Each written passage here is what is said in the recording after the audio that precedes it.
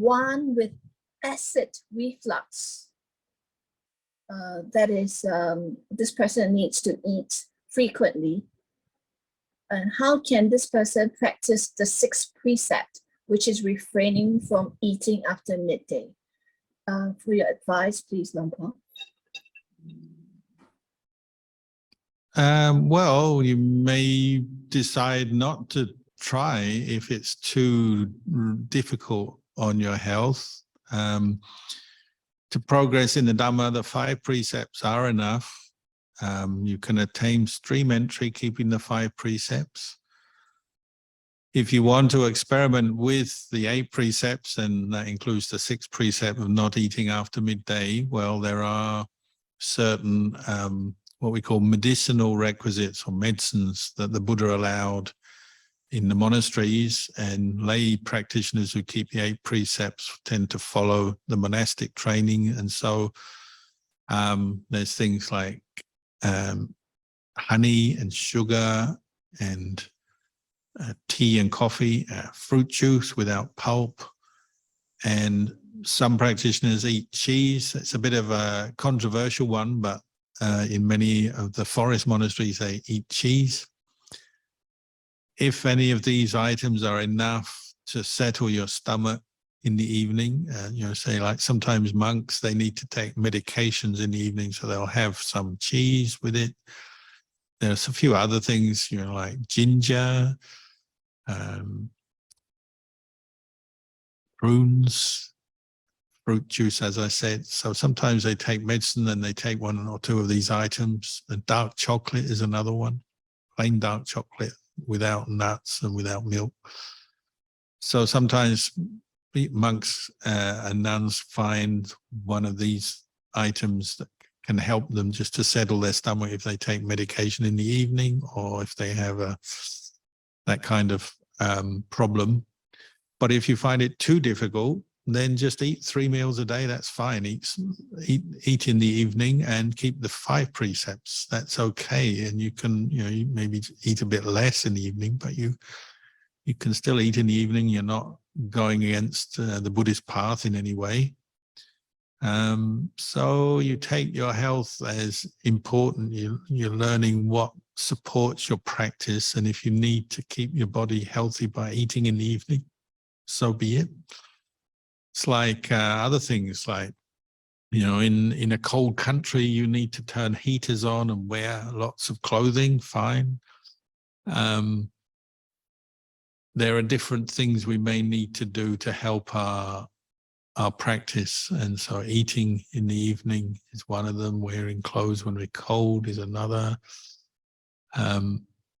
If it's needed for our health, so be it. But you can always experiment and just see with what's available within the allowances that the Buddha gave for keeping the 8 precepts, what's available. Just experiment, see if it works. Sometimes we're shy, aren't we? Sometimes we're resistant just because of our views. We don't want to try something. We say, oh, that won't work. But sometimes we should just take up the challenge temporarily and experiment. And then if we find it really doesn't work, say like you find that not eating in the evening is just too difficult on your stomach and you get gas or you get acid, whatever, then you just accept that and eat in the evening. That's okay. You can be mindful eating in the evening, and you can keep the 8 precepts and not be very mindful. It's possible. So it's, you know, there's other aspects of the practice we're developing as well. It's the 6th precept is only one part of the practice. If you can't keep it, that's fine. Keep the 5 precepts. They're the basics. They're the minimum required for progress in the Eightfold Noble Path.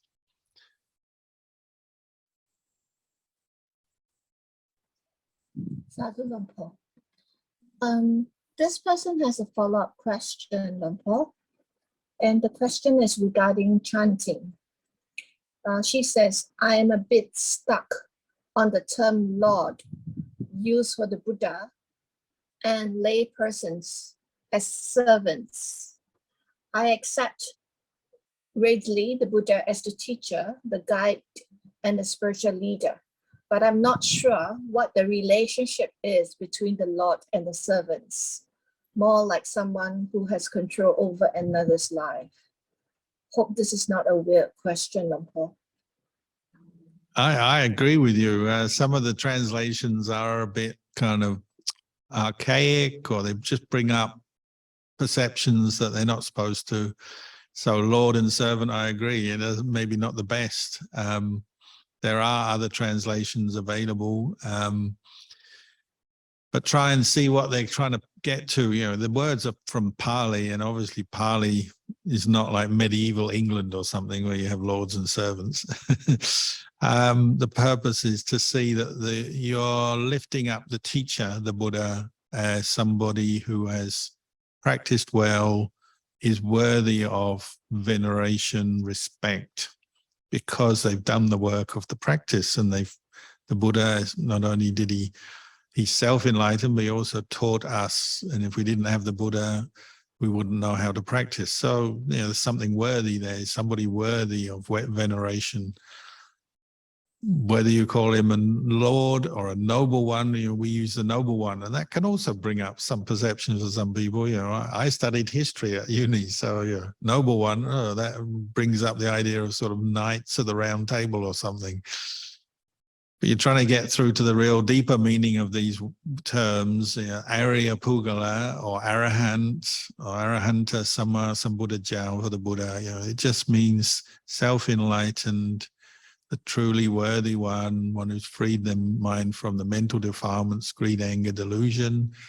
They're worthy of respect, worthy of veneration. What if you don't like the word Lord, we'll try and pick another word that suits you, but it brings up the same quality in your mind of respect and veneration. And servant is the same. Like as Buddhists, we do acts of service all the time. So in the right context, you might use the words, you're a servant, you know, a servant of the Dhamma. We even use the word slave. So, you know, Ajahn Buddhadasa was one of the most famous teachers in Thailand in recent years. I knew him well, and Buddhadasa means slave of the Buddha. And we chant that, don't we? I'm the servant of the Buddha Dhamma Sangha, or it could even be I'm the slave of Buddha Dhamma Sangha. What you're doing is you're going through to the impersonal. It's not a personal kind of, you're not a serf and servant of this sort of powerful lord who's sort of abusing you and got authority over you, and you know, like in some kind of, as I said, in medieval Europe or something.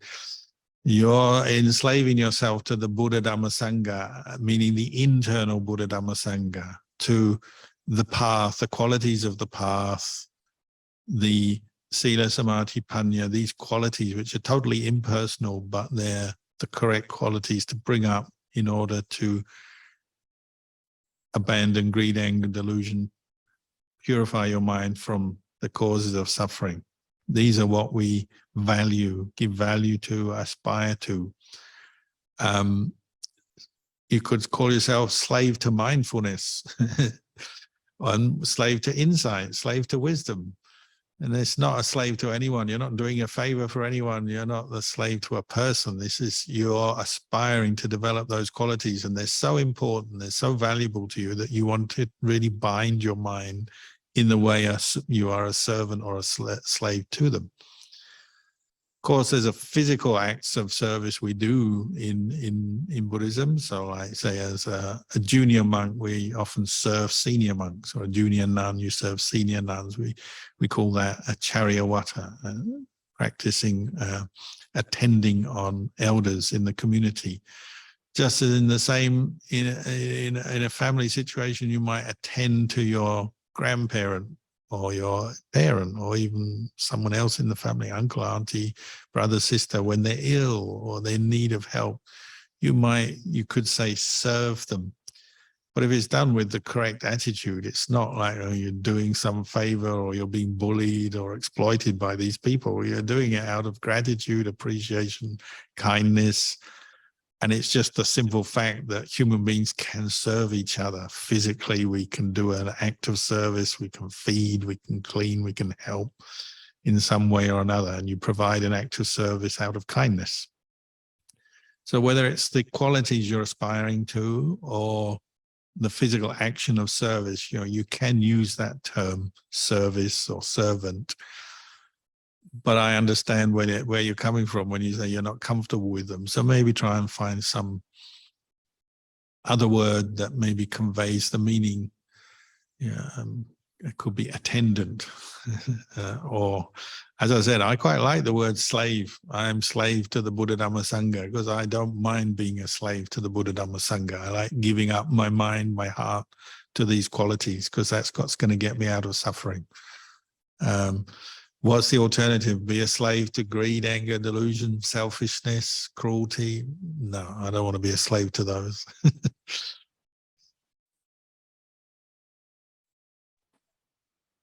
Sadhu Nampo. Okay. Let's take a practice question.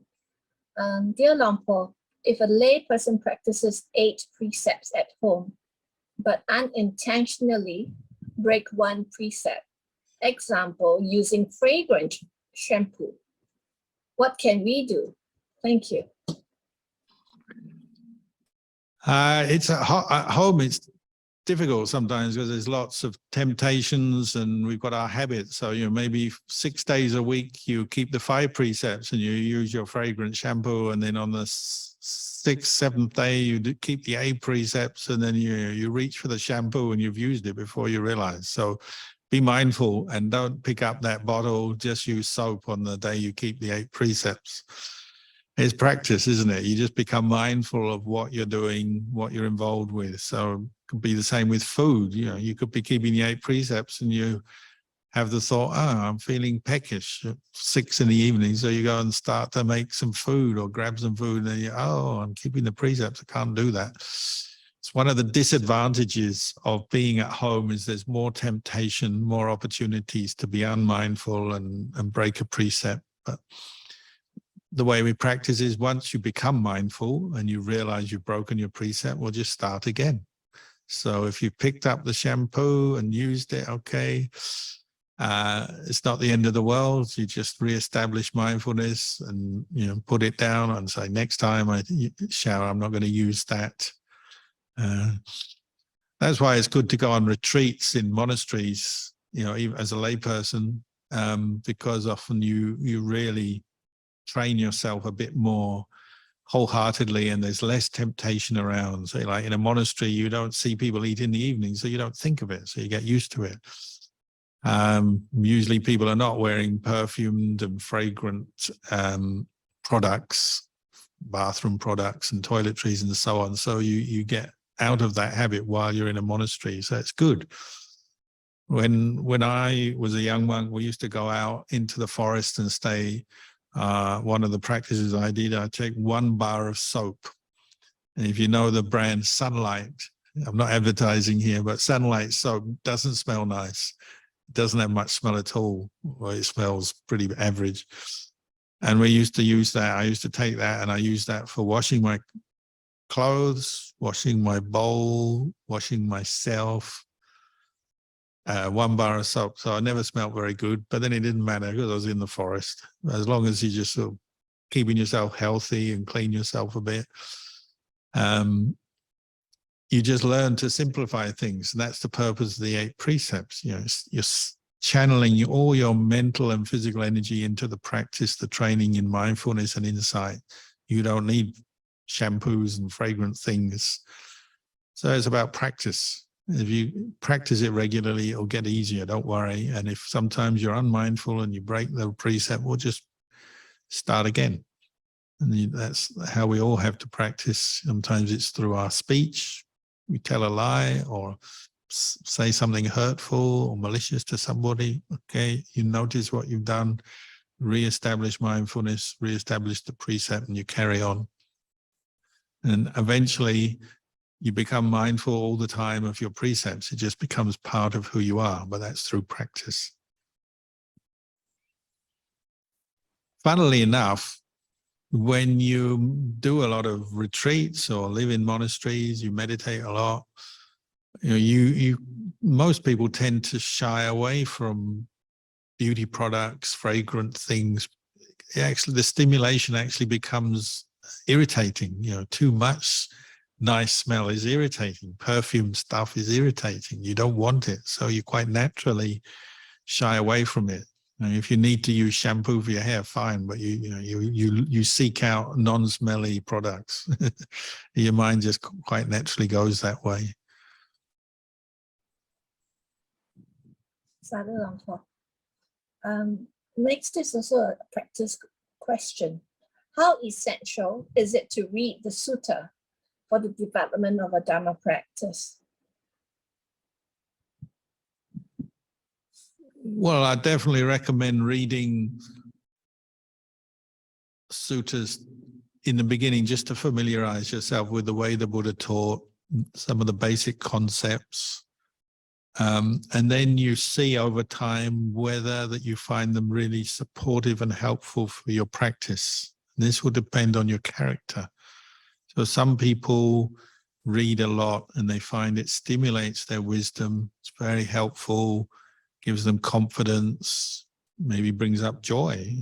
Some people get really a lot of joy and happiness reading suttas, contemplating them. Other people don't. They find it a chore or even a burden. So if you're one of the ones who find it not very inspiring, not very helpful, well, I'd still recommend reading the suttas occasionally just to remind yourself of some of the basic terms the Buddha used, what we call Buddha Vachana, the word of the Buddha. Everyone should at least read a bit or be familiar with some of the basic concepts and ways the Buddha taught. But if you find it's not your thing, that's okay. Just read a bit occasionally and then do more other aspects of your practice, develop your meditation. And some people, hardly read at all and they do lots of meditation. Some people read a lot and do a little meditation, but do remember the reading and the study you do, it can only bear fruit when you begin to develop the other aspects of the path, the mindfulness, the samadhi, and then wise reflection and insight, Dhamma investigation. Because reading suttas is only giving you knowledge that is memory. It's training wisdom in the beginning, but it's memory, and you can forget things. You do. As you get older, you'll forget things. Memory is impermanent, sanya anicca, as you'll read in the suttas. So just keep that in the back of your mind, that the knowledge you get from the suttas can be very stimulating, very helpful for your practice, but it's not the same as knowing and seeing for yourself. That has to come through mindfulness, insight, developing the mind, going inwards. And, at some point in your practice, you'll have to drop the suttas temporarily, meaning the words and the concepts and the language, you have to drop it, because the knowing and the knowledge that comes through satipatthana and the states of samadhi, jhana, and so on, and there's no suttas in there. There's no words in there. The words give you the framework for reflection, the framework for the practice, the basic understanding, and that's useful. But when you're meditating, you're dropping words and language and concepts, and you're just knowing, pure awareness, pure knowing of the way things are. So there will be a time where you have to drop the knowledge of the suttas, and at that point, it can also be an obstacle, having a lot of attachment to sutta knowledge, because that's what you keep thinking, and so you can't settle down. Your mind can't enter samadhi, and you keep getting distracted by your own knowledge of the suttas. It can be a problem. So just, again, be aware of that risk or danger. Sadhu Lampo. So there is a final question. The final question is, how should I overcome the deep sense of loss and sadness that I can't join overseas meditation retreat for years due to the need to look after family? And especially now, that sense is even deeper because Zoom retreats will be fewer. Thank you, Lampo.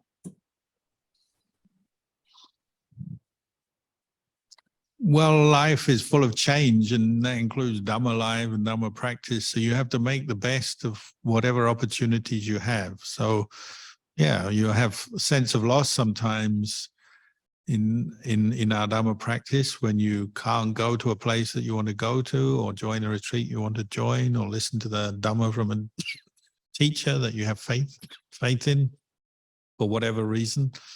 That sense of loss may come up, but, you know, incorporate that into your practice. It's one emotion, one feeling that comes up, and then it passes away again. And you can know loss as loss. Okay, it's like this, feels like this, and then you carry on. And you carry on and look for more opportunities to practice, and there'll be, just as one opportunity ends, there'll be another new one opening up. That's just part of life. Nothing lasts, nothing stays forever. So you might, you know, even the Buddha himself passed away and people had to deal with that. Ajahn Chah, my teacher, he died. We had to deal with that. We lose teachers, we lose places to practice, close down or open up, things change. Our health changes. You know, you may have lots of opportunities still in your life, but then suddenly your health changes and you can't move out of your house, or you can't do things for some reason, for health reasons. You have to be ready for change. That's part of the practice. It's inconvenient, and sometimes it brings up the sense of loss. You miss things that you had before, but practice on them.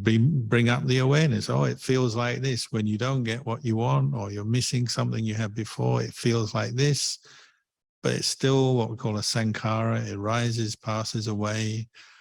And maybe investigate some of the attachments that has led to that feeling of loss. How does the feeling of loss arise? What can I learn from it? How will it pass away? And, you know, sometimes we indulge in it, don't we? You know, if you're a particularly kind of romantic, dreamy type, sometimes people like to actually indulge in feelings of loss, sadness. Oh, it's, you know, it's not like it was before. And they kind of go to that mood and they stick with it because it kind of gets them, and it's, you know, it's something they identify strongly with. And that's an indulgence, isn't it? So you have to wake yourself up. Wake up, Kalyano, if it's me or whoever you are, I don't know your name, you know, wake up, don't indulge in this, move on, carry on practicing. Because we've got to keep going until we reach Nibbana, don't we? We can't just sit there, so the Buddha's not here anymore, Ajahn Chah's not here anymore, I can't go on retreats anymore. You know, that's not going to help you, is it? You've got to get out of these habits of mind and establish the mindfulness. You acknowledge them, you accept them, but then move on. Don't indulge in them. So with that, we shall watch our mindful mind for 2 weeks until we have Lumpur live again on the 26th of June, Lumpur. Good. So I hope you all keep practicing until then.